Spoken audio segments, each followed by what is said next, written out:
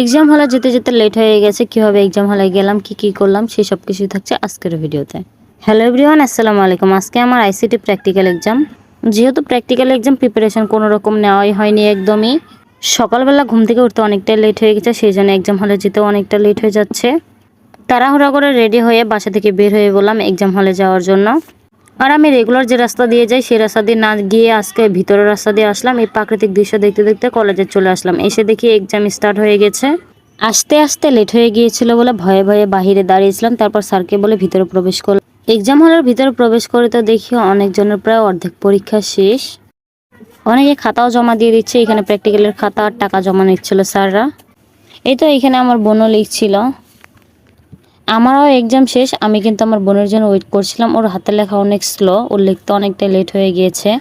আমরা দুই বোন একসাথে এবার ইন্টার পরীক্ষা দিলাম। আমাদের কলেজটা যেহেতু সেম আর আমরা একই